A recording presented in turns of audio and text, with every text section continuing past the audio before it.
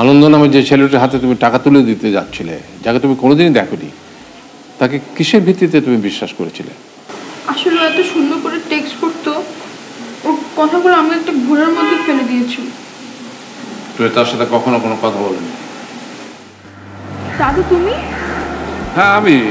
তুই এখানে কি করছিস? আমি আমার ফ্রেন্ডকে পিক করতে এসেছি। হ্যাঁ, তা টাকাটা হসপিটালে দিয়ে এসছিস? না, এখনো যাইনি। ফ্রেন্ড আসলে ওকে নিয়ে একসাথে যাব। কিন্তু তুমি এখানে কি করছো? আমি একটা কাজে এসেছিলাম, তোর গাড়িটা দেখলাম তাই এগিয়ে এলাম।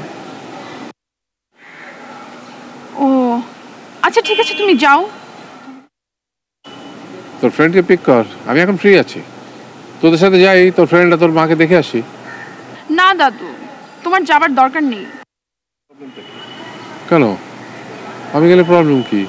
হ্যাঁ আছে একটা প্রবলেম, তোমাকে এখন বলা যাবে না। ও তুই কি আমার কাছে কিছু লুকাচ্ছিস? দাদু তোমার মনে হয় আমি কি কখনো তোমার কাছে কিছু হাইড করেছি বলো? কই তোর ফ্রেন্ড আসছে না কেন? ফোন কর আসতে বল। আসতেছো তো ফোন কর, এখন রাস্তায় কত দাঁড়িয়ে থাকবি তুই?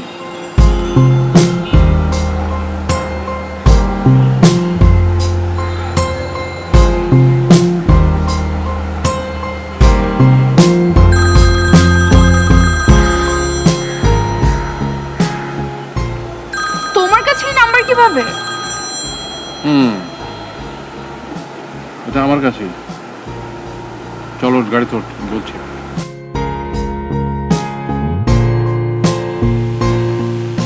কেন করেছি তার উত্তর তুমি পাবে, কিন্তু তার আগে আমার কিছু প্রশ্নের উত্তর তোমাকে দিতে হবে।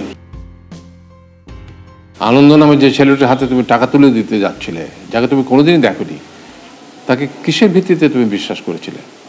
আসলে এত সুন্দর করে টেক্সট করতো, ওর কথাগুলো আমি একটা ঘোরের মধ্যে ফেলে দিয়েছি। তুই তার সাথে কখনো কোনো কথা বলনি? না, কখনো কথা হয়নি।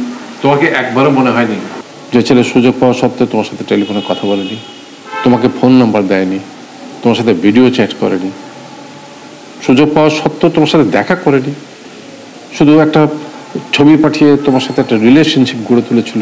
এগুলো ফেক হতে পারে? মনে তো হয়েছে, কিন্তু ওর নাকি ইয়ারিং প্রবলেম ছিল, তাই ও মোবাইলও ইউজ করেনি। বাট আমাকে প্রমিস করেছিল যে নেক্সট মান্থে ওর বার্থডে আমাকে ওর বাসায় নিয়ে যাবে। নিয়ে যাবে বলেছিল, নিয়ে তো যায়নি। টাকা পেয়ে এসে যদি তোমাকে ব্লক করে দিত, তুমি আর কোনোদিন তার হদিশ পেতে?